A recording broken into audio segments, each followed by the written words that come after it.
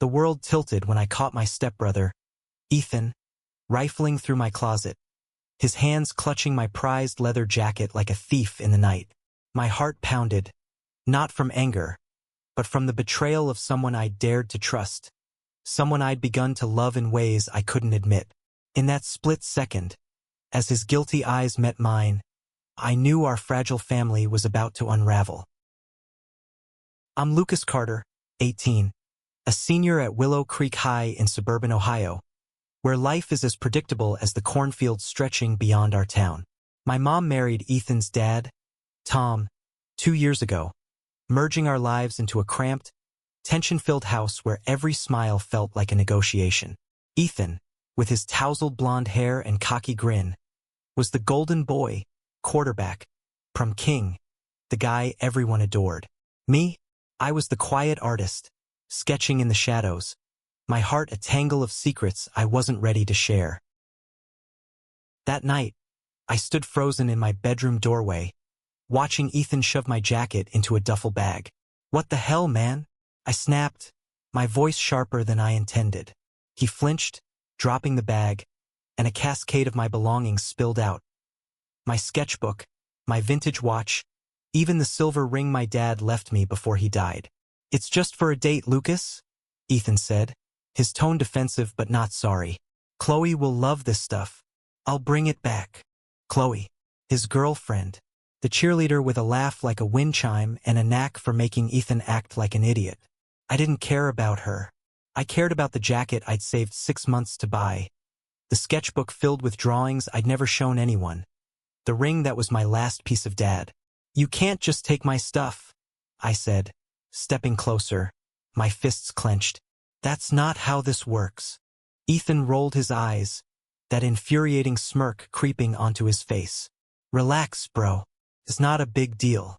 You've got plenty." His words stung like a slap. Plenty? I had nothing but what I'd fought to keep after Dad's death. After Mom's remarriage turned my life upside down. I wanted to scream, to shove him, but instead, I stormed out, my chest tight with rage and something deeper, something I couldn't name. Dinner that night was a battlefield. Mom, oblivious as always, chattered about her day at the hospital while Tom scrolled through his phone. I waited, picking at my food, until I couldn't hold it in. "Ethan stole my stuff," I blurted, my voice cutting through the clink of forks. "My jacket, my watch, my ring. He's giving them to Chloe." Mom's fork paused midair. Ethan's face reddened, but he didn't deny it. Tom sighed, setting his phone down.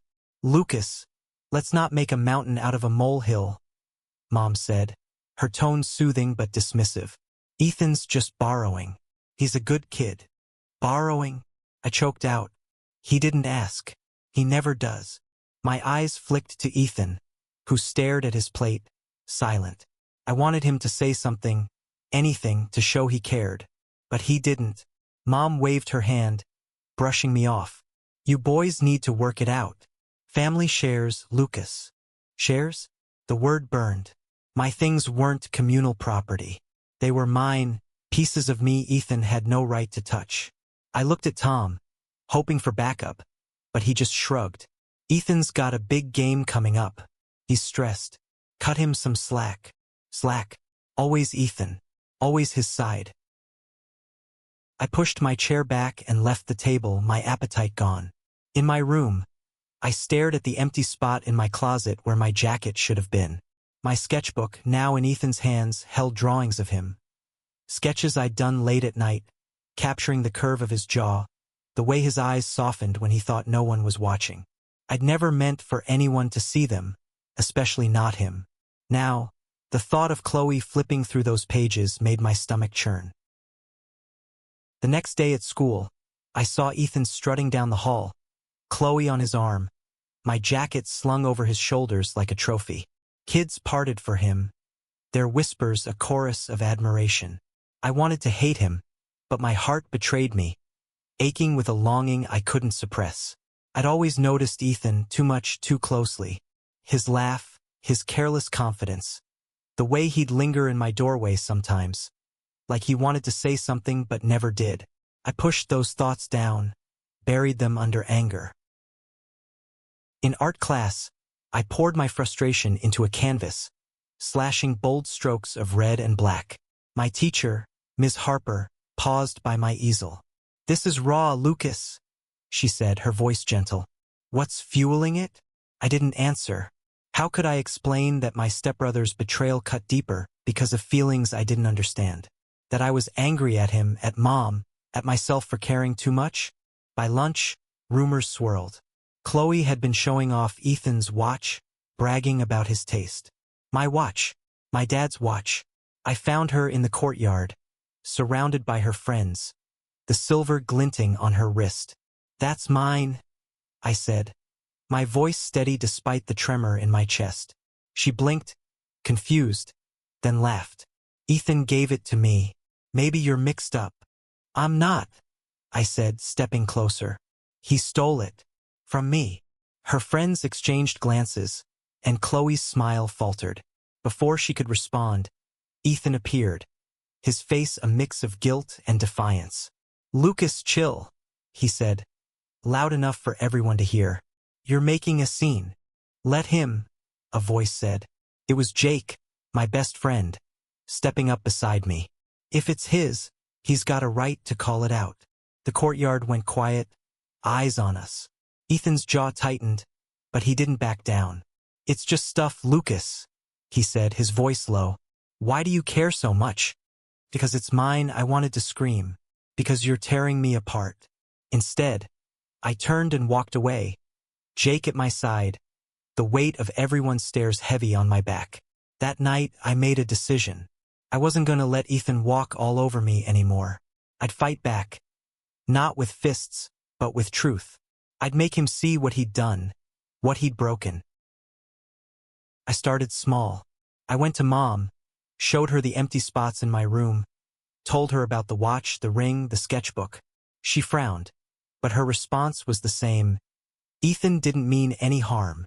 I pushed harder, pulling up old texts where Ethan promised to borrow things and never returned them.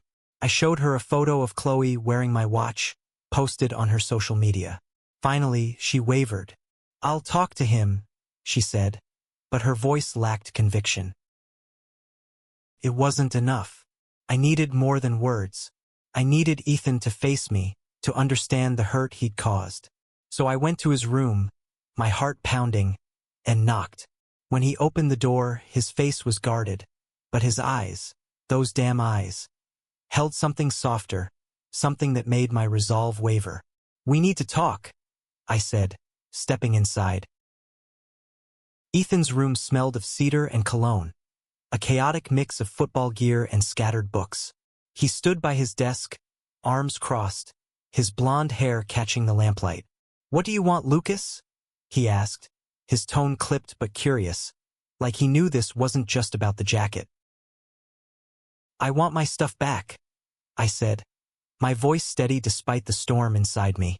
"And I want you to stop acting like you can take whatever you want." My eyes flicked to the duffel bag in the corner, where I knew my sketchbook was hiding.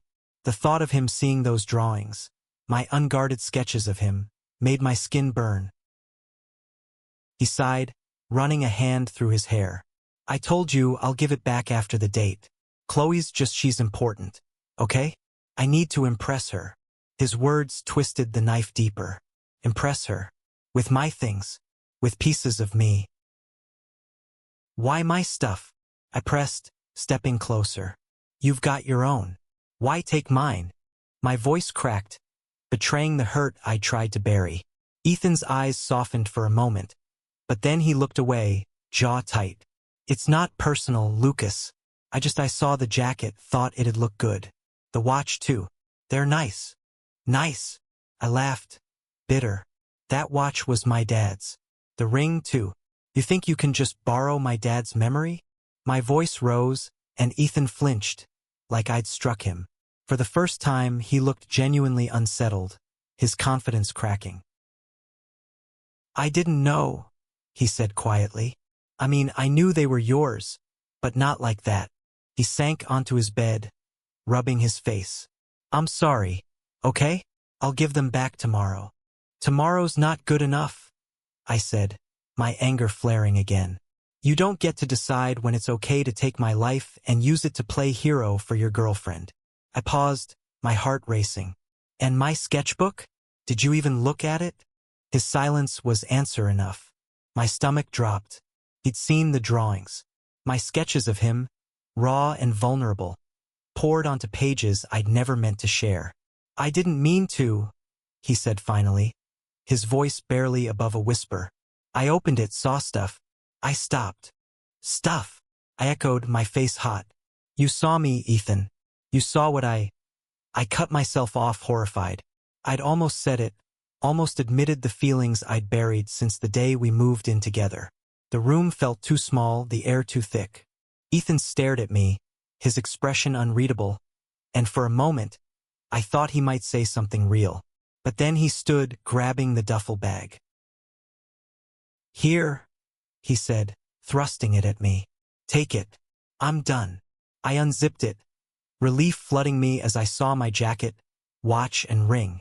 But the sketchbook was still inside, and I couldn't bring myself to touch it. Not yet. I left his room, bag in hand, but the victory felt hollow. Back in my room, I flipped through the sketchbook, my heart sinking at the smudged pages where his fingers had lingered. He'd seen me, seen the part of me I'd hidden from everyone. I wanted to hate him, but all I could think about was the look in his eyes, that flicker of something I couldn't name. The next week was a blur of tension. Ethan avoided me, eating meals in silence, leaving the house early for practice. Mom noticed but said nothing, her focus on keeping the peace. I threw myself into my art, sketching darker, angrier pieces that Miss Harper called powerful. Jake, ever loyal, kept me grounded, but even he could tell something was off. You're not just mad about the stuff, are you? He asked one day at lunch. I shook my head, unable to explain. How could I tell him that Ethan's betrayal hurt because I cared about him in ways I wasn't supposed to? That every time I saw him with Chloe, laughing and carefree, it felt like a punch to the gut? I was drowning in feelings I didn't understand, and Ethan was at the center of it all. Then came the night of the big game. Willow Creek High Stadium was electric, the stands packed with cheering families. I went because Mom insisted, but I couldn't shake the unease in my chest. Ethan was out there, leading the team, his every move drawing roars from the crowd. Chloe waved a glittery sign with his name, my watch still on her wrist. I clenched my fists, forcing myself to stay calm. After the game, a win, Ethan was swarmed by fans. I hung back, watching from the bleachers, when I saw him break away from Chloe and head toward the parking lot. Alone. Without thinking, I followed. He was leaning against his truck, staring at the sky, when I approached. Lucas, he said, startled. What are you doing here? I want the truth, I said, my voice low. Why'd you really take my stuff? And don't give me that crap about Chloe. He looked away, his jaw working. For a long moment he said nothing, and I thought he'd brush me off again. But then he turned, his eyes locking onto mine. I wanted to feel like you, he said. So quietly I almost missed it. Your stuff, it's you. Real. Not like the show I put on for everyone else. My breath caught. Was he saying what I thought he was? Before I could respond, Chloe's voice cut through the night, calling his name. He straightened, the moment gone, and walked away. I stood there, heart pounding, as the truth hit me. Ethan wasn't just my stepbrother. He was someone I could love, and someone who just might, feel the same. But with Chloe, Mom, and the whole town watching, that truth felt like a dangerous secret. Ethan's words echoed in my head for days, a quiet confession that cracked open something inside me. He'd wanted to feel like me. What did that mean? I lay awake at night, staring at the ceiling, replaying every glance, every moment we'd shared in our 2 years as stepbrothers. The truth was terrifying. I was falling for him, and I couldn't tell if he was falling too or just lost in his own chaos. School became a minefield. Ethan was everywhere, laughing with his teammates, holding Chloe's hand, wearing his perfect mask. But now I noticed the cracks. The way his smile faltered when he thought no one was looking. The way his eyes lingered on me in the halls. I wanted to confront him, to demand answers, but fear held me back. What if I was wrong? What if I'd misread everything? Mom's dismissal of Ethan's theft still stung. I tried talking to her again, showing her the smudged pages of my sketchbook, proof he'd crossed a line. "He's young, Lucas," she said, her voice tired. "He's figuring things out. You both are." Her words felt like a betrayal, choosing Ethan's charm over my truth. I stopped trying to make her see. Instead, I focused on reclaiming what was mine.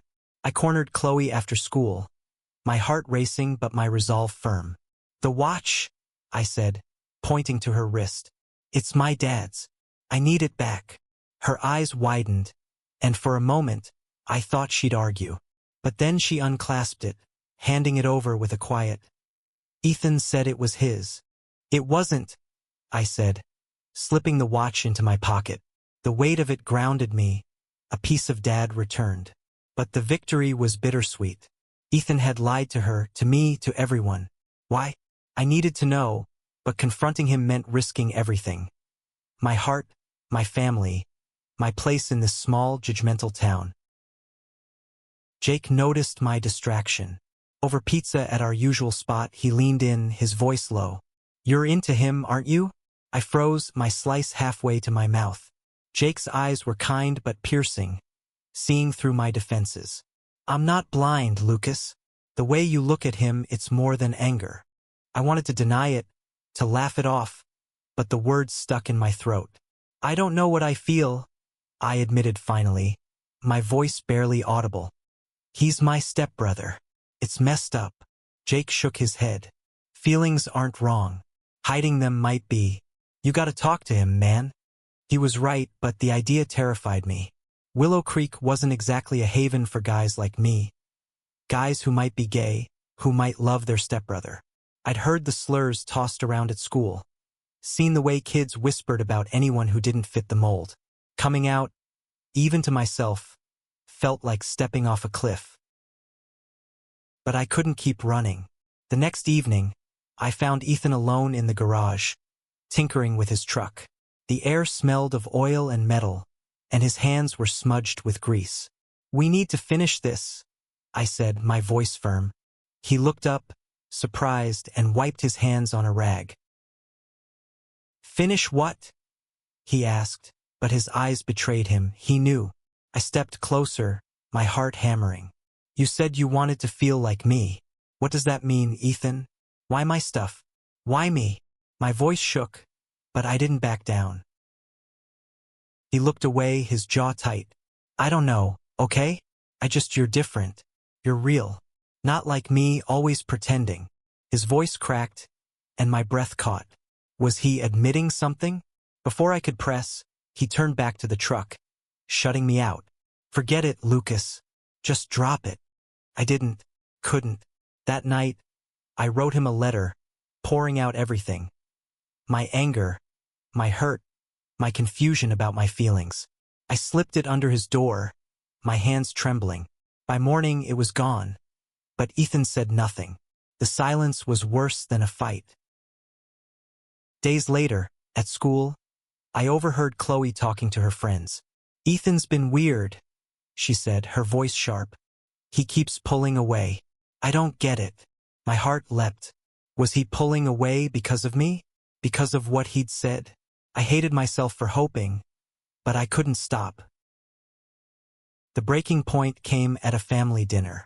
Tom was out of town, and Mom tried to keep things light, but the tension between me and Ethan was palpable. Finally, I couldn't take it anymore. "He still has my ring," I said, staring at Mom. "And you're still acting like it's no big deal." She sighed, but before she could respond, Ethan stood, his chair scraping the floor. "Fine," he snapped, pulling the ring from his pocket and tossing it onto the table. "Take it. I don't need it." The room went silent. Mom's eyes widened, and for the first time, she looked at Ethan like she didn't recognize him. "Ethan," she started, but he was already gone, storming out. I grabbed the ring, my fingers trembling, and followed him. Outside, under the stars, I caught up to him. "Why are you doing this?" I demanded. "Why act like this doesn't matter?" He spun to face me, his eyes blazing. "Because I don't know how to deal with this," he shouted. "With you, with whatever this is." My heart stopped. He was so close, his breath visible in the cold air, and for a moment, I thought he might close the distance. But then he turned away, leaving me alone in the dark. Ethan's outburst left me reeling. His words a spark that set my heart ablaze. Whatever this is, he felt it too. The pull, the confusion, the something that simmered between us. But he was running from it, and I was tired of chasing shadows. I needed answers, and I needed them now. The next morning, I found him in the kitchen, alone, staring into a mug of coffee. "We're not done," I said, my voice low but firm. He didn't look up, but his shoulders tensed. "Lucas, I can't," he said, his voice raw. "You don't get it. I'm not like you." The words hit like a punch. Not like you. Did he mean he wasn't gay? Or that he wasn't brave enough to face it? I didn't know, but I wasn't letting him off that easy. "Then explain it," I said, sitting across from him. "Tell me why you took my stuff. Why you said you wanted to feel like me." He finally met my eyes, and the pain in his gaze stole my breath. "I'm a fraud, okay?" he said. "Everyone thinks I'm this perfect guy, quarterback, popular, Chloe's boyfriend. But it's all a lie. I'm scared all the time, Lucas. Scared I'm not enough. Your stuff, it made me feel real for once." My heart ached for him, but anger still simmered. "So you stole from me to feel real? That's not fair, Ethan." He nodded, looking away. "I know. I'm sorry. I didn't think it'd hurt you this much." "Didn't think?" I snapped. "You saw my sketchbook. You saw me." My voice broke, and I hated how vulnerable I sounded. Ethan's eyes flicked back to mine, and for a moment, I saw something raw, something that mirrored my own fear. But then he stood, leaving his coffee untouched, and walked out. I didn't follow. Instead, I went to Mom. This time, I didn't hold back. I told her everything, how Ethan's theft wasn't just about stuff, how it felt like he was taking pieces of me, how her dismissal made me feel invisible. For the first time, she listened, really listened. "I didn't realize," she said, her eyes filling with tears. "I thought you boys could handle it. I was wrong." She promised to talk to Ethan, to make things right, but I knew it wasn't enough. This wasn't just about Mom or the stuff anymore. It was about me and Ethan, about the truth we were both too scared to face. At school, things unraveled further. Chloe broke up with Ethan, her voice echoing through the halls as she accused him of being distant, of lying. I watched from a distance, guilt and relief warring inside me. When Ethan saw me, he didn't approach, but his eyes held a silent plea. I turned away, not ready to answer. That night, I found my sketchbook on my bed, a note tucked inside. Ethan's handwriting was shaky. "I'm sorry. I didn't know how to say it." My heart raced as I read it, hope and fear colliding. I wanted to find him, to demand more, but he was gone, out with his teammates, avoiding me again. The next day, I made a choice. I couldn't keep hiding. I went to Ms. Harper, my art teacher, and showed her my sketches. Not just the ones of Ethan, but the darker ones, the ones that screamed my pain. "These are powerful, Lucas," she said. "You should show them. Let people see who you are."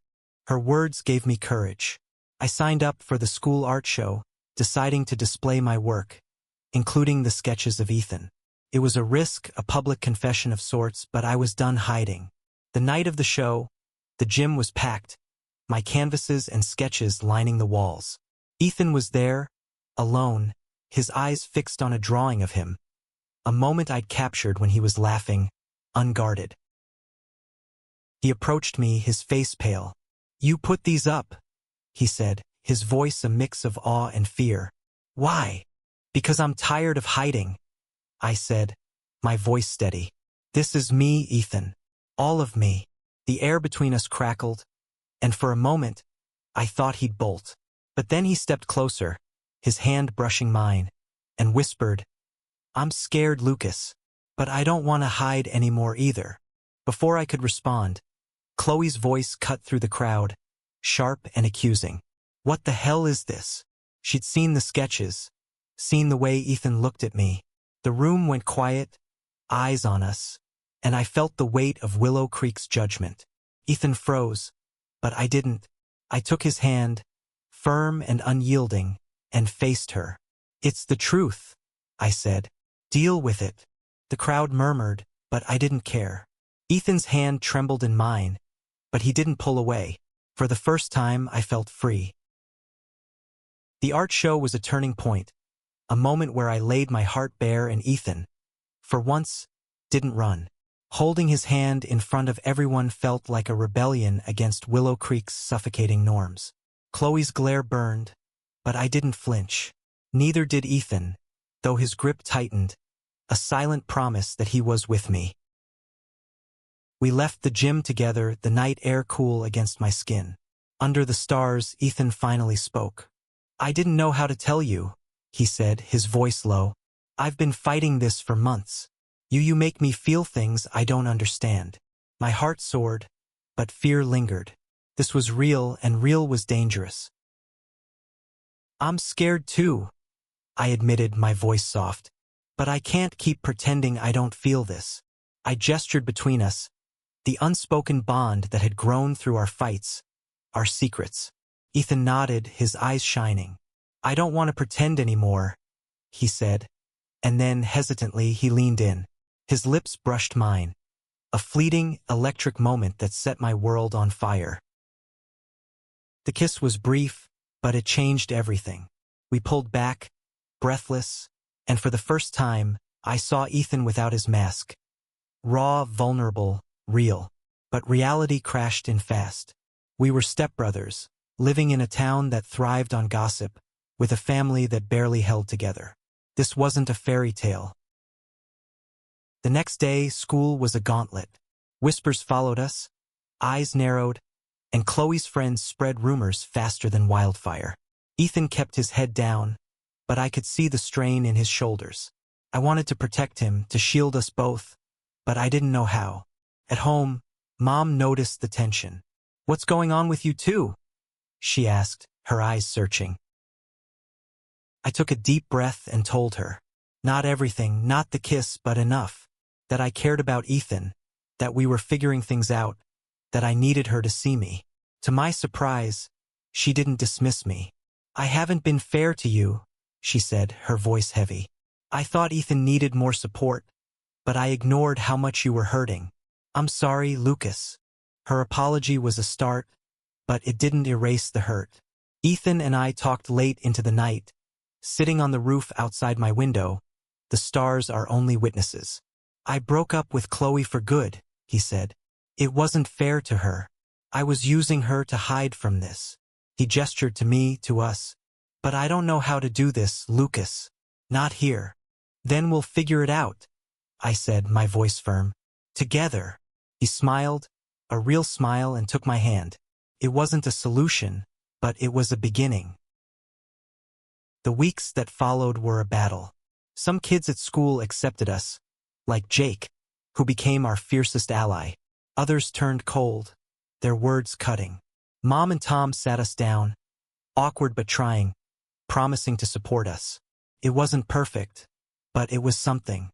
Ethan started opening up, sharing his fears, his dreams, the weight of being the perfect guy. I shared mine too. The loss of Dad, the fear of being seen, the hope of being loved. We took small steps, holding hands in private, stealing moments by the lake where no one could judge us. My art became bolder, my sketches a testament to our journey. Ethan even started drawing with me, his clumsy lines a contrast to my practiced ones, but every stroke felt like a gift. By spring, things had shifted. The rumors quieted, and Willow Creek, while far from perfect, began to feel less suffocating. Ethan and I weren't just stepbrothers anymore. We were partners, building something fragile but real. My stuff was back where it belonged, but more importantly, I'd reclaimed myself. And in fighting for that, I'd found Ethan, too. The night we graduated, we stood by the lake, the same spot where I'd first imagined us together. The sunset painted the sky in hues of gold and pink, and Ethan's hand found mine. "We made it," he said, his voice thick with emotion. "Through all of it." "Yeah," I said, squeezing his hand. "And we're just getting started." The future was uncertain, but for the first time I wasn't afraid. We'd fought for this, for us, and that was worth everything.